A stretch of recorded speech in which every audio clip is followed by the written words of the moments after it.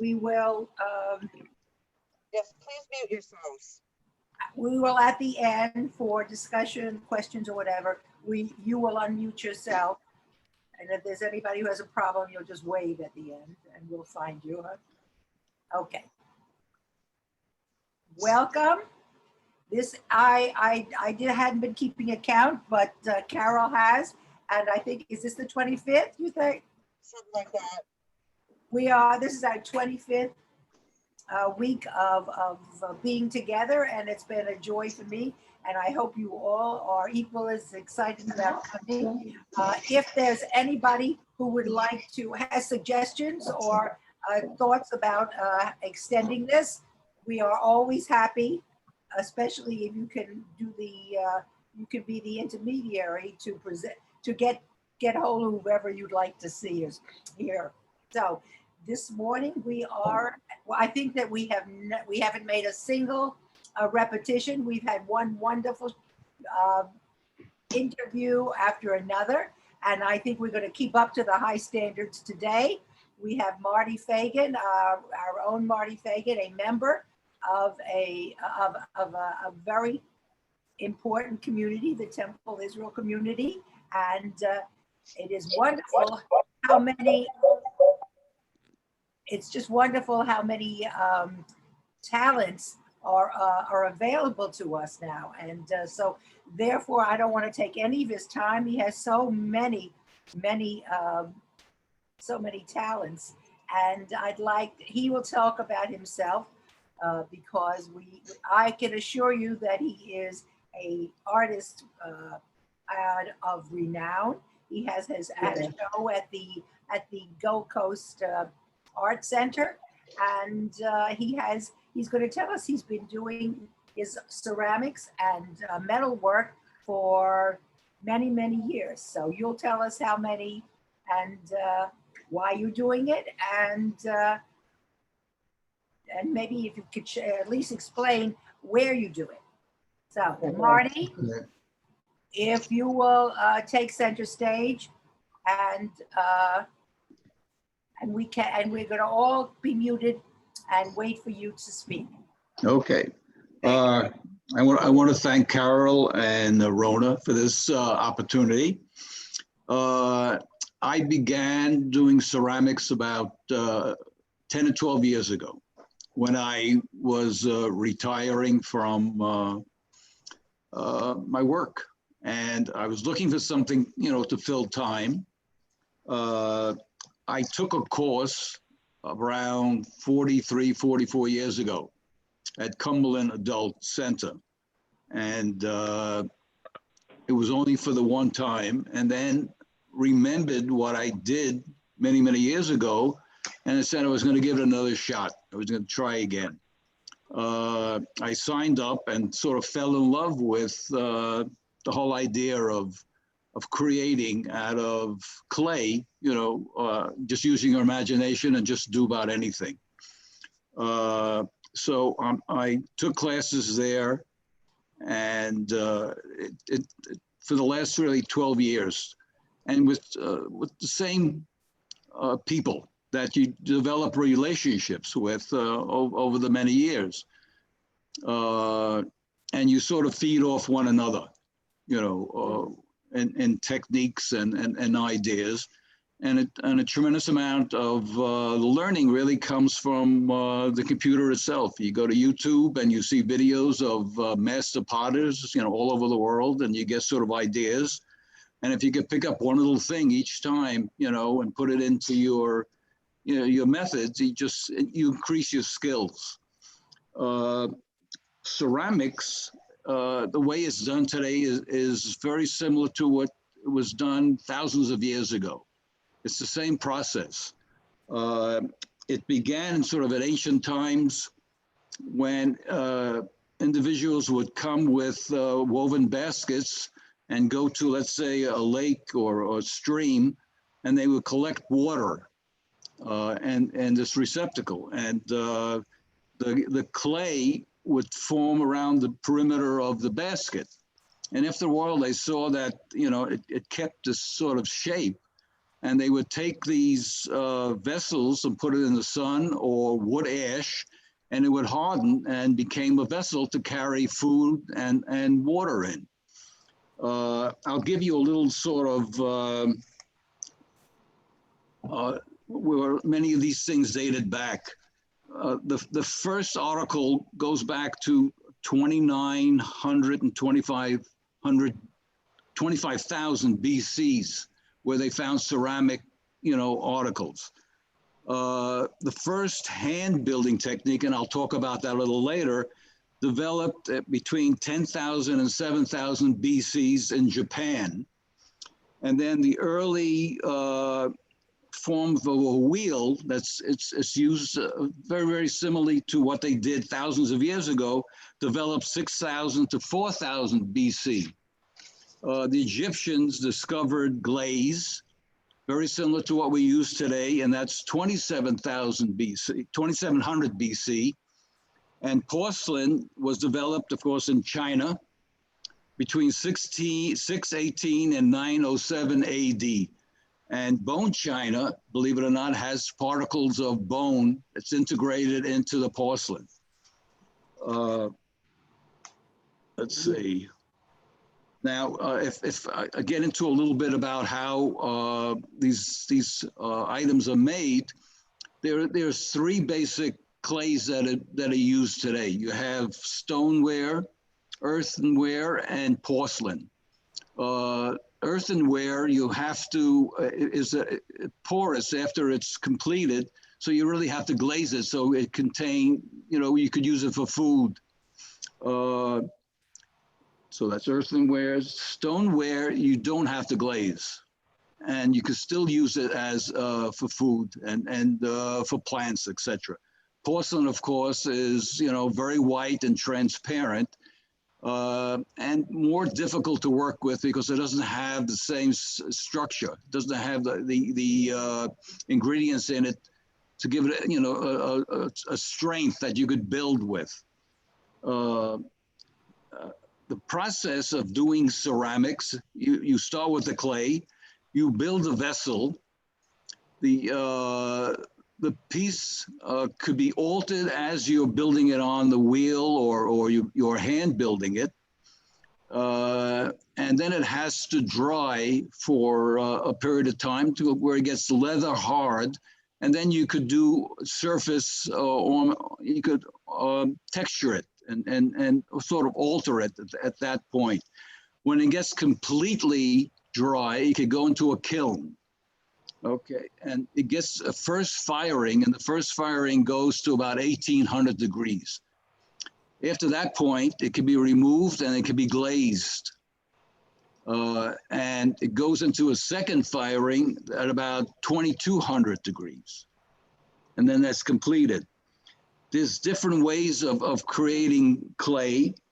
Other than working on the wheel, you could hand build. So you could take the clay, put it sort of into a bowl, and start opening it up with your fingers and creating a shape. Secondly, you could use strips of coil and keep rolling it around and rolling it around and rolling it around and pinching it at the same time so you could join the surfaces. And third, you could, what's my third? Okay, a slab building. So you take the clay, you could roll it out like you would dough, cut it into shapes and put it together. So the way you put it together is you score the edges and then you use a slip, which is a liquid clay, almost like a glue, to force the pieces together and then build whatever, structure you want to build. Now I could start getting into the photographs, and I can explain what I've done. Okay. How do we get to the first shot? Okay. Okay. Now these pieces again are done on a wheel, and what I do is I use acrylic instead of the glaze, and I get these effects. The advantage is that when you use a glaze, you're sort of locked in. However it comes out, it comes out. And you can use the same glaze 100 times and you get a different effect. It never comes out the same. Using the acrylic, I could keep blending and blending and blending the colors till I get exactly where I want, and then it freezes. Okay. Here's another version. You know, sort of gravity plays itself here, where the colors start blending together. We're not seeing it. I You're not can't see seeing what it? you. No. Is anybody else? I see it. I see it. I Yes? see Okay. it too. Yeah. I have all the Speaker pictures view. of people on the bottom. You have to tap the bottom of your screen, I think, the bottom right corner. I tapped that and the picture came up. Right. Okay, we're good? All right? I see Marty, but not the items. It's yours. It's on your end? Yeah. Does everybody else get to see it? Yes, Yes. I see Yes. it. Yes, All Okay. it's fine. right. It's fine. Very pretty. yeah. All right. Can't see anything. Okay. Yeah, good talent. I'll Who can't continue. see? You can see. Who Okay, is it that's saying they can't see it? Marcy. Marcy. Oh, Mary. Yeah. all right. What this is horse hair. And you fire the piece to the 1800 degrees. And you have a solution you put on it, like a terracid, which gives it a sheen. And then you use actual horsehair. Okay, so the piece fired the second time to about 1250 to 1300 degrees. You take the horsehair itself, you put it onto the surface, you have about 30 seconds to a minute before it cools down. And the hair actually fuses to the surface. And you get these, you know, smoky little areas, and you get the effect of the hair actually on the surface of the piece. Okay. Here's two other pieces doing the same technique. I have it, and the one on the left, I use acrylic, you know, black to finish off the top portion of it. Now these are raku pieces, and raku was developed around 1550 in Japan, was brought over here in the 1950s. And the way this is done is you take the piece, you fire it till it gets red hot. You put it into a container, like a garbage can. You fill up the garbage can with wood chips or paper. As soon as it ignites, you cover up the garbage can, you put a lid on top of it. Now, there's a reduction process where the oxygen is eaten up. And when you take the piece out after 15, 20 minutes, it gets into the air, and there's a shock to the glaze, and you get these crackles that you see on the bottom of it. And to stop the process, you put it in water. You could dip it in a container of water, and that freezes it. The black parts you see on the left and the right are where there's no glaze, nothing is put on it, and it gets that blackened color.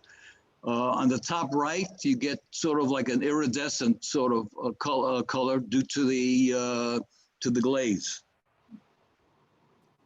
Okay, on the left portion again, that's the raku, and you get these iridescent, you know, colors that are built up due to the reduction process. Here's another piece. And you also get sort of a surface where that starts to break up, and you see that texture along the bottom portion, and the top part is a different kind of a glaze. The interior, if you don't put anything in there, you'll get a little blacken out. You get that finish.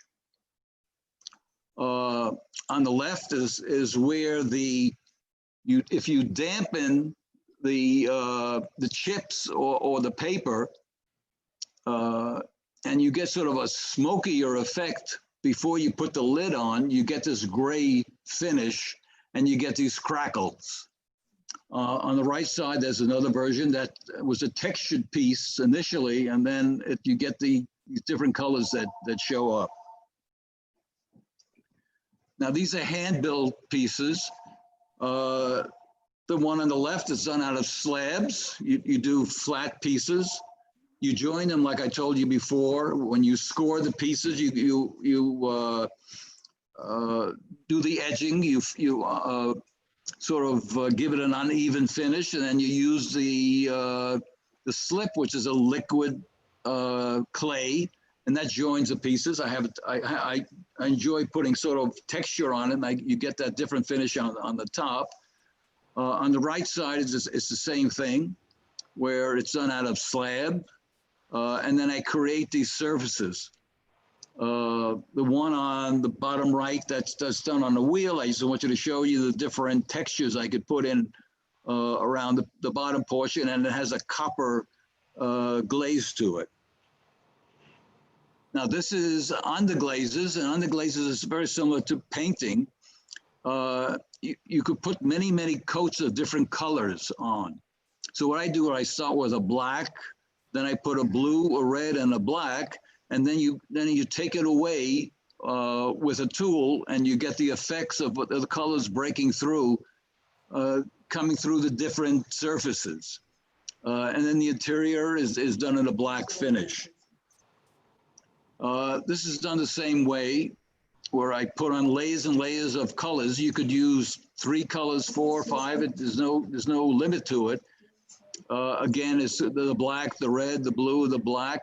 I take away the peel, and you show the surface, the colors from underneath, and then it's put in, of course, into the kiln, and this is the effect that you get. Another version on the left, another version on the right, using the same technique. Now, these are underglazes, and underglazes are very much, again, like the paint, as I said. I peel away on the left side, and I pick up the grays and the red colors. And on the right side, the similar, where, again, it's the same layers of color and pulled away, and you get this other effect. These are just, glazed pieces. I used on the right side a brown glaze and blue, and it's sort of melded together. On the other side, it's a blue glaze on the top edges. I used a brown glaze on the edge and on the interior. Again, 2 glazed pieces. One, I sort of used a tool, and I created those edges around the top. And certain glazes have the tendency to break, where you get light and dark. So the outside edge is darkened, and the interior is light. On the one on the right, I use multiple different color glazes and blues and browns, and it's all melded together.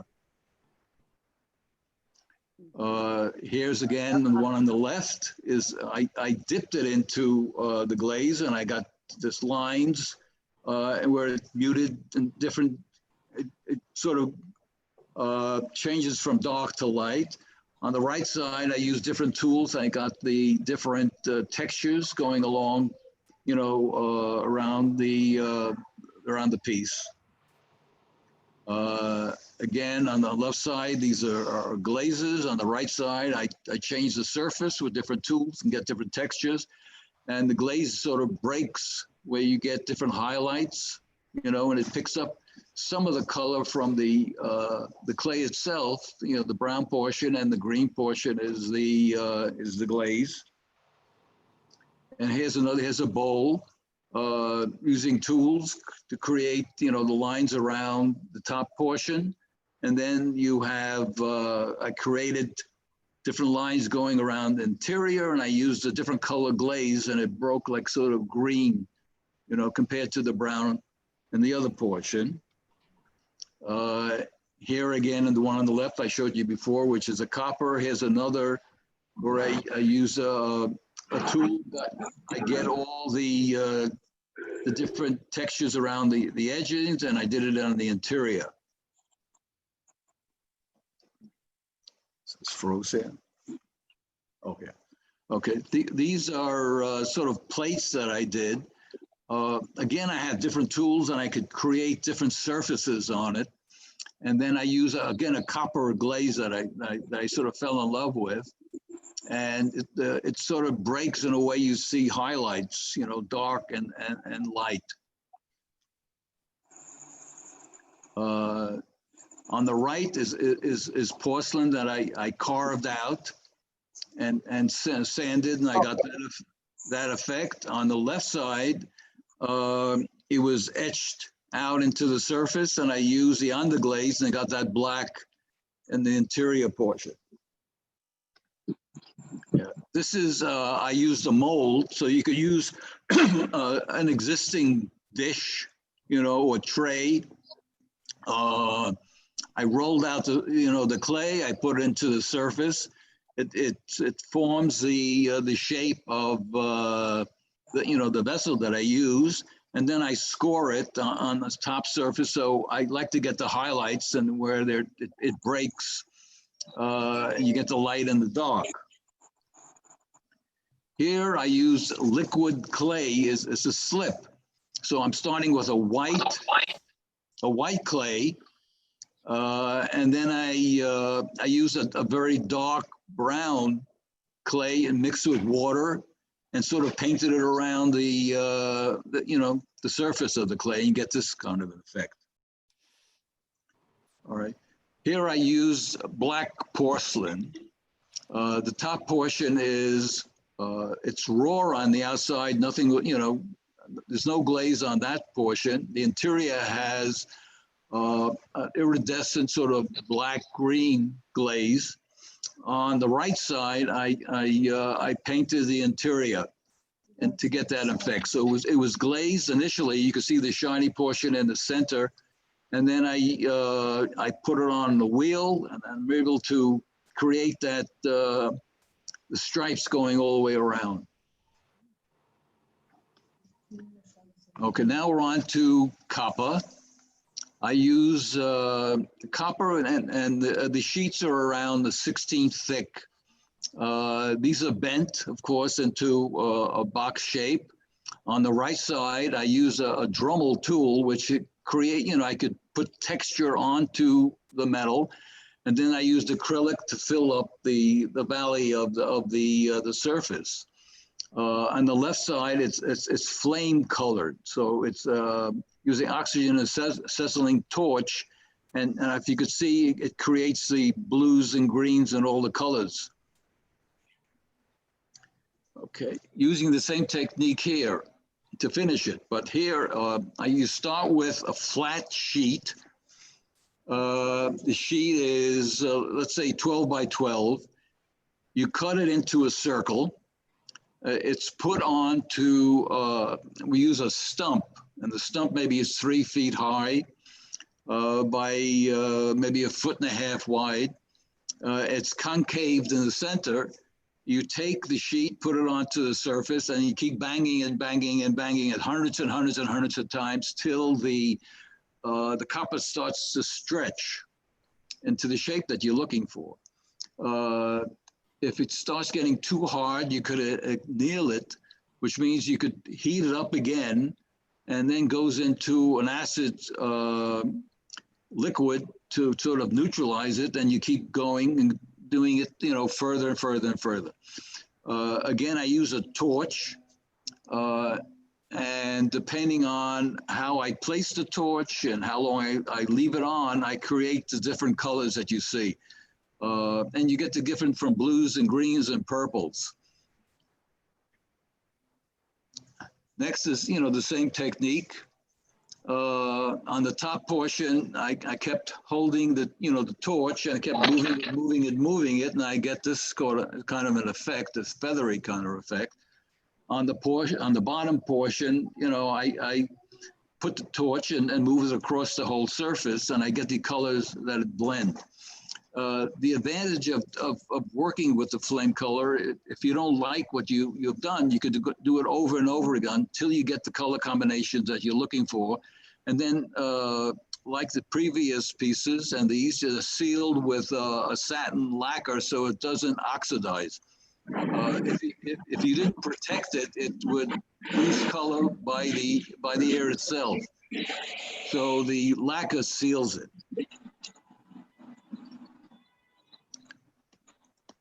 Okay, here's another version. Using again the same flame finishing, and you know, again you get these different colors and the way the colors blend. The one on the left, it's textured, and you pick up a different version of it, and the one on the right is a textured finish. So you get the way the color picks up differently depending on how heavy the texture is or how flat the pieces are. Again, they're sealed with lacquer. Excuse me, I have a quick question. Sure. You talked about the color flame. Now, Right. it's not, is there anything in that color flame besides that's making the colors? No, it's the copper itself. It's the heat from the torch itself. You know, that's bringing out the colors that are really in the copper itself. Uh-huh. Yeah. They're stunning. Thank you. I have one more question, I'm sorry, but you Yes, go ahead. mentioned black porcelain. Now, Yes, is that clay that you work with? that's the clay. Yes. Most people. Let me show you. Like you see, Okay, this is black porcelain. It's porcelain and it's colored. They use certain ingredients to make it a black color. I have a blue porcelain also that I use. so when you start with it, it's in the raw state. When you get the porcelain itself, it is black. Oh, okay. I don't do anything to it on my end. Oh, okay, it's See? cool. Very All cool. right. Thank you. Yes. Okay, very good. Okay, let me add a couple of maybe things to I have it. Yes, go ahead. How long does it take you? This is Marcy. How long does Yes. it take you to make one of those pieces? Oh, well, if you're starting on a wheel, I could do a piece in 10, 15 minutes. I could throw it, but that's the first process, you know. Then it has to dry and then it's trimmed. When it gets leather hard, you could change the surface, you know, make it thinner. You have to put a foot on the piece. So there's different stages. In hand building, it's a longer process. And the copper? And the copper, oh geez, the copper could take hours and hours.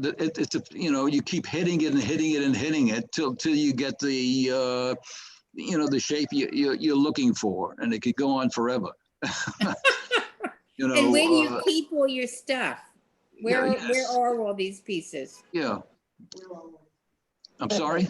Where are all these pieces? Where do you store them? Where do you have them? Well, Are they all over the house? they're around the house, you know. You know, here's I don't know if you can see it. This is like the little box. You can see the different colors.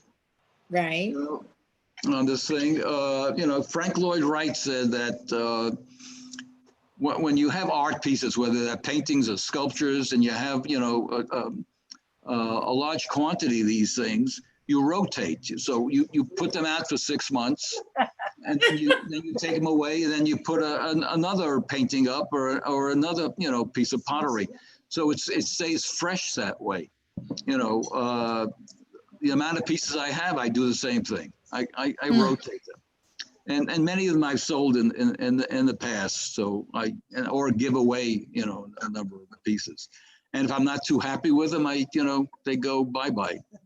Can you ever reuse the materials once you've made something, or once they've been thrown in, you know, in the wheel or the flame or the copper? Can you ever like melt it down and start again? No, no. In clay, no. Well, once it's fired, that's done. You could, you know, alter it afterwards by. Sometimes I add acrylic on top of the glaze finish. You could do that. You can't change the shape. With the copper, yeah, you could go back. You could go through the same process again. You know, you could heat it up nail it, to make it soft and start building again. But it's easier to start from scratch than to take an old piece of copper and go back. Monica, one thing that nobody else is asking, I know you want to finish up before you do. Just where do you do this? Are you doing this at home? Okay, there's a school near us. It's Cumberland Adult Ed. I think most people are familiar with it. And when it comes to the clay, there were 3 days that you could go there. Today it's changed because of the virus. So they had classes on Wednesdays, they had classes on Thursdays, and at one time they had classes on Saturdays. So what I would do, I would go to the classes, make the piece, bring it home because I have a wheel in the house, and then I would do the next steps to it. Where I would trim it, I would create the different surfaces. I would bring them back to the class and fire it there or glaze it there. And the same thing with the copper. The copper, I would do everything in the class. It would be formed there and finished and fired. Does the copper get fired as well? Well, I use it to get the finish. To get the coloring, you would have to using the torch. You would get that the colors there. So it's very accessible. Both techniques, and especially the clay, could be done by anyone. There's a very famous potter called Beatrice Woods, who was doing vessels when she was 100, 101, 102 years old, and her pieces are sold all over the world. She made it to 105. Had the same enthusiasm after 50 years. She had this gigantic kiln, and she would put the pieces in and had a little hole in there that she would look in and check as they were firing in the kiln. And then when she opened it up, it was like Christmas morning, Hanukkah morning, whatever, where you have this excitement because you never know what's going to come out of the kiln. It just, it's always very exciting. You get this anticipation, and then suddenly, you open it up and you get this piece. Sometimes great and sometimes not so great. I have a question about the temperature in your house. It does affect when you're forming a new form, the heat in your apartment or the work area? Oh, would it affect the copper? Yes. Oh, the clay that I use? Yes. No, not really. The clay is always sealed, in heavy bags. It has a tendency to dry out after a while, but there's a way of bringing it back. You could, what you do when the clay gets too hard, you wrap it in a wet towel, and then you put it back in a bag, and then it absorbs the moisture back again, to get it, the clay has to be a correct consistency when you're working with it, whether you're building or whether you're putting it on the wheel. If it's too hard, you'll just destroy your hands, and you can't do very much with it. If it's too soft, it's not going to hold the surface. So it has to be the right consistency. The difficult part for most people is to get it centered on the wheel before you start pulling it up and getting into the shape that you're looking for. So that takes a little practice. It's always best to get the right teachers in the beginning. It's like anything else, like you're playing an instrument, if you don't get the right foundation and learning the right process, you're not gonna get the right results. So everything has to be done in a certain method. The clay has to be correct. You got to put it on the wheel, center it properly. You want to get it to the right thickness. You want to wait till it dries before you fire it, or else it could explode in the kiln. You have to learn how to put the glazes on. You can put the glazes on with a sponge. You could brush it on, and you could dip it on. Glazes work differently. Some glazes break on surfaces where you get different techniques. Other glazes, you're not going to get the same kind of technique. So you have to learn, the glaze and the kind of look that you're looking for when you're putting it on the surface. So it's experimental, till you tries. A number of the glazes, like you could join together and you get, amazing results. The combinations are endless. You could put together 2 colors, 3 colors, 4 colors, and get, a variety of results that way. You have a favorite? I'm sorry. Do you have a favorite? Do you prefer the clay or the metal? I mean, I know this is all the things you like, but which do you really prefer to work in? What I prefer to work in? Well, I mostly work on the wheel. I do some hand building. But it's I think of the wheel. Where I could. The results are a little faster. You have production potters, especially in Asia. They could knock out hundreds and hundreds and hundreds in one day. And what they do, they work on a hump. So they get a large amount of clay and they put it on a wheel and they keep working off the top and keep going down and down and down and down. So when you see these little cups, these little sake cups, they could do it in a matter of like a minute or two. They do the same motion over and over again, put it down, then they slice it, and then they make it again, and they slice it. So they could do hundreds and hundreds in one day. Not too great for your hands because you're doing the same muscles all, over and over again, so it gets to you after a while. Does anybody else have a question? You just go. I see you have families there. I don't know if you want to introduce them, but are you? Does anybody else share your interest in this? Let me tell you first. I'm sorry. Go ahead. No. Just want to get. Does your family, anybody in your family, share your interest in this? Oh, yeah, of course. I don't. I mean, do they work on it too? No, they have different disciplines. My wife is an artist in her own right. I know. So she does other things. Not right now. She's going into a printing. She's doing printing. She was taking a course at the same school. I would invite anybody to look at their catalog. I guarantee you'll find something that you'll love doing there. At Cumberland. Did she ever try and throw a pot at you? Yes. What do you say? I'm sorry. So I ever throw a pot at you? Yes. Yeah, I'm sure. Yeah, especially if you looked at the basement full of clay. But it's usually an aluminum pot. It's not a clay pot. I wouldn't allow her to throw a clay pot at me. Okay, so I have a quick question. Yeah. The raku, which is probably one of my favorites, Right. because it's very raw. Do you need a different kiln for that? Because isn't it a different process of firing? Well, again,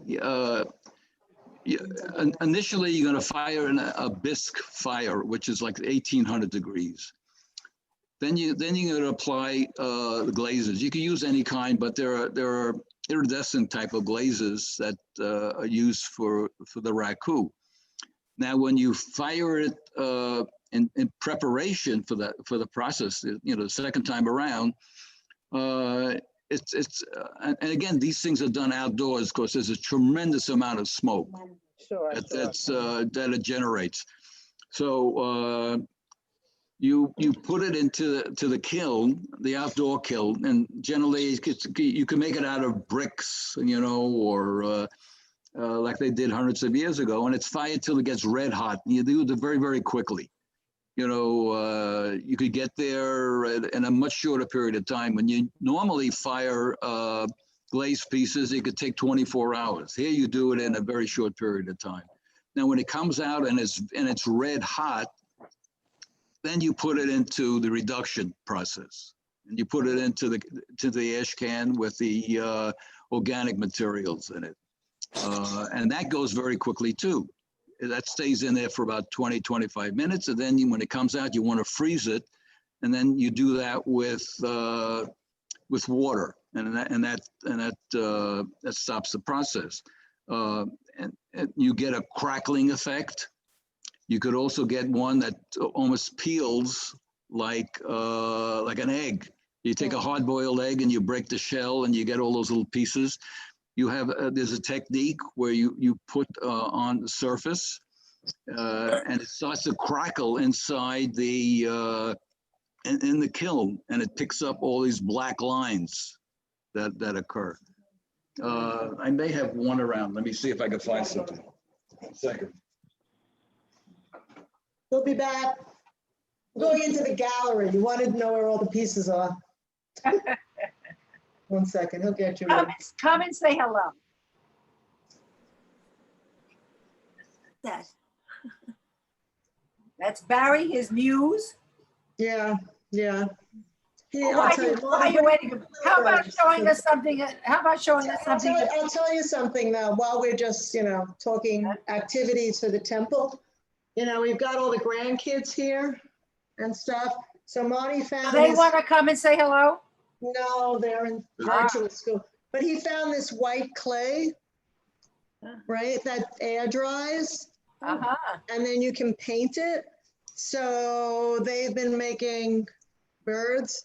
But the kids at the school, you could do it yourself. The kids at the school could do it, When I was a kid, It's a we used Crayola plaster of clay. Paris. It's a Crayola clay and it's white. Yeah. It's really good. I'd recommend this, with so many people being inside now. And if you want to work with clay, you don't need a kiln. You don't have to heat it up. Crayola makes it, and you could build little vessels. You could build little animals, whatever you want to do, little ashtrays. And once it dries after about 2-3 days, you could paint it. So you could take any kind of, or you could use magic markers, whatever. So it's great for the kids. And you could do it without going through the whole thing of the kiln and glazes and such. And you can go online, go to Amazon, you'll see Crayola clay. You'll get 5 pounds of it, and you could play with it. Knock yourself out, yeah. And it's good. It's good for your hands too. You know what I'm saying? You get a little exercises. You could build some stuff with it. Okay. I wanted to tell you about glaze. Oh yeah. Oh this. Okay. Here's a piece. Now what happens is it's meant when you put the surface glaze on it that it breaks away, and when it breaks away you get these black lines. And again, if you don't put any glaze on the top, you're going to get this black color. So it's meant for this effect to happen. So it peels in the can, the ash can, and then when it comes out, it breaks off, and this is the effect that you kind of get. That's the raku. Glaze is very much again like it's a glass finish, and they add aluminum oxides and fluxes to it to make it where it could flow easily onto the surface of the pottery. Otherwise, it would be too brittle, and you would need too great a heat for it to work. So the fluxes and the aluminum oxide is added, and you get, when you see a glazed piece, that very shiny, hard surface. It's really almost like glass finish. Is anything you make usable for food or? Yes, absolutely. Once you glaze it, if I make a bowl, once you glaze it, sure, absolutely. You could put it in an oven. You could heat it up if it's stoneware. You could use it to serve. So yes. Any other questions? Yes. Anyone? Okay. We want to thank you very much. We are we really are honored. I mean, this has been spectacular. And I am going to, I'm sorry, Marty sent us, or Barry, I was, sent us the whole set that we saw, so that if you wanted to look again, I will send it to everybody so that they will have in their possession the same work that we saw today on his PowerPoint. So I will send it, you can just pick it up and go through it and get you started on your own, right? So he only has only a small commission. Contact you if they have questions. This is working with clay is very meditative. I think we're in a very stressful environment today, and I think we need something to take a mind away from what's going on. Once you work with clay, you know, especially on a wheel or you're building something, your concentration goes in one direction. You know, so it sort of filters out a lot of the, you know, the garbage that's happening around us. You know, so just based on that, I think it's very therapeutic. You know, and again, anybody could do this. Anybody could work with clay. If you don't have the strength to do it on a wheel, you build. You could build, you know, stuff. You work it out of slabs. You work it out of coil. You can make any shapes you want, you know, and then process it. You know, you could take a class here, or you know. I think you probably do need a little help in starting out. So a class is probably a good idea. Again, yeah, it's if you know you're taking a class, you're gonna have you're having instruction. You know, so you'll learn, you know, step by step. You know, initially you can make a pinch pot. Anybody could do that. You know, there are a lot of very fine artists, you know, extraordinary artists that create just pinch pots. You know, where you just open it up and you create the shape. You can make it very thin. You know, so it's sort of easy, and you can learn very, very quickly when it comes to that. The wheel portion is a little more difficult, you know. I think someone who does it well makes it seem simple, but I don't think anybody should start out with expectation of anything that looks like this. No, you have to have patience. You really do. You really do. So you start very small,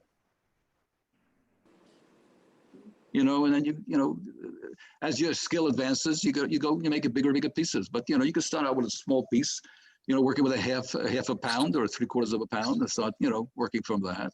You know, if it's hand built, you know, and you could obtain things very, very quickly. You'd be surprised. You know, the metal is another story. That takes you know, it's a different technique. Definitely keeps you young. So. Keeps you young, right? Thank you so much. We really appreciate it. And for your, I don't know when your next show will be, but please, if you'll give us a notice of it, we're going to be there to see it. Okay? That's appreciated. I appreciate that. All right. So everyone, thank you for coming today. We appreciate it. I just want to make a few announcements. I don't know what happened, but anyway, you did not get Henna House yet, but you will. They did not actually make a notice of it. So it should be coming this week, and I'll sit on top of them this week. I've started reading it. It's a different kind of book, so enjoy it. And anyway, and I see Brenda, I have a book for you downstairs. Not Henna House, but I have another book for you. And anybody who wants it, I will be happy to have books downstairs for you. If you've seen one you like, and I have it here, I do have boxes of books. And I think Carol mentioned in the beginning, and I don't know whether if you were here at that point or not, that next week and the week after, and maybe even 3 weeks, we're going to have a wonderful tour of the museum. You may think you've been there, but first of all, it's an organic thing that does grow. And I also, David has been very kind, and he and Carol have been working on you of course, Marty, are invited to see objects and background for the things we have in the Temple Museum, which is really an absolute, it's a jewel, and it's something that we should be very proud of. And so please, tomorrow, next week at 12, and probably for a few weeks after that, we are going to be doing an overview, and then we're going to, and David will be there, and we will do do selected objects from each of the different cases. Now, I had mentioned last week, and I want to mention again, the sisterhood, and specifically the book group, is going to donate one of the objects that was purchased and needed a donor. So I would like to get from you, instead of sending to me, I would like to make a donation as a group and send it to Iris, and she and make it out a check to Sisterhood. And I would like to make a suggestion, at least $5, and no sky limit, but please, I would appreciate. I think everyone should have a stake in the museum, and please, therefore, send a check to Iris and made out to Temple Israel. And Excuse me, Rona, what is the item? we're going to see it next week. Oh. It is. How come they say anything like they can't hear me? It is Muted. a pear-shaped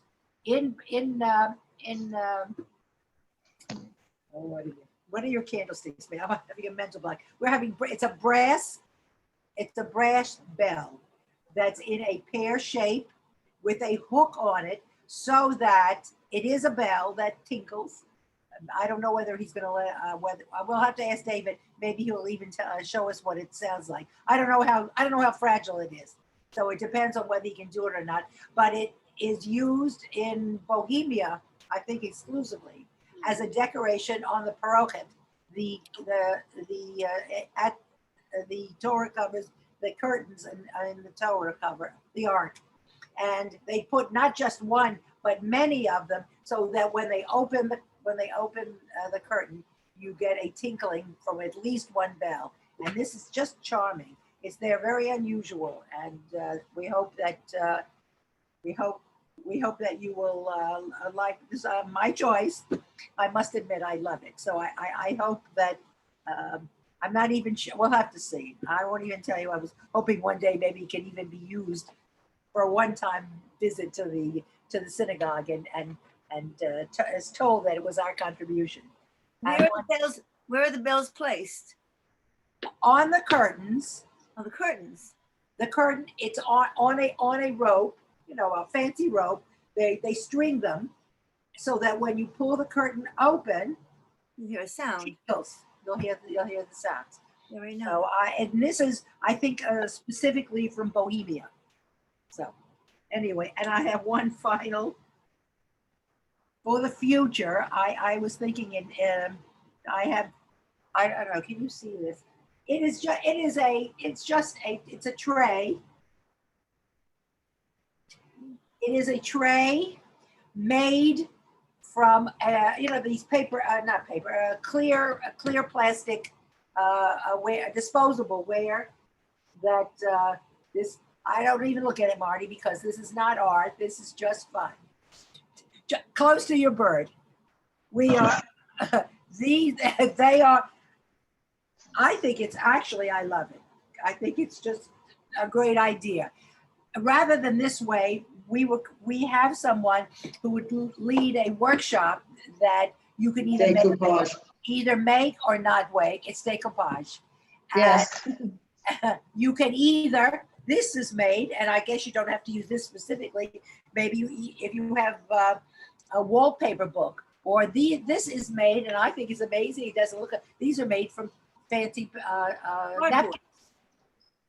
These are napkins, and they are so simple. It's like a 2 or 3 step thing. You would have to just have at the time, or just watch if you want.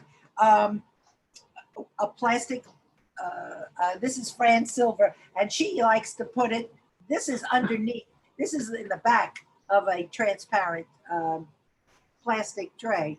However, you could put it on like a charger. You can do it on the front as well. I don't know how, she would have to tell us. She's going to show you different objects. I'm just saying, if people are willing to do it, please just send me an email if this is something that you are considering. I have some question in some people's mind, I won't say who, whether they want one of these to be a craft day. You don't, if I get 10 people who want to do it, we'll do it. So that's that. So otherwise, next week, we're going to be on a much higher level. Just remember, we meet at 12, not 12:30 now. And we do, I know this is going to be very, very special. So Carol is going to be upping her talents. And I'm going to try to see if I can be up. If I can be the host too. Rona? Huh? What is it going to be next week? Next week is the first of a series of our a tour of the Temple Israel Museum. It'll be live from the museum. We will be in the museum with David. Right. Also, Rona, could you just send me the email address for the address to send the $5 check to? It's to Iris Adler. Yeah, please. Could you just email it? It's not an email address. I would just send. I was thinking of a check. A check. I mean a check. Okay. Could you just send me her address? Text it to me. Iris, are you? No, she's gone. I will text it to you. Thank you, Rona. And I'm on my way to pick up that book at your house. Thank you. Okay, this is it. This is it. Don't get there before me. Don't get there before me. Okay. Goodbye, everybody. Really, this is going to be a first for the temple, and I do hope that you all come. And thank you again, Marty. It was wonderful. Thank you, Marty. Thank you. I will send out I'll send out what you sent to me, so you can get another chance to look at it. If anybody has any questions, they can email me. Okay. All right? Thank you. Take care. Okay. Email me and I'll email him. Okay. Okay. Good night and good. Have a good day. Mrs. You too. What's her name? Wherever you are. Good day.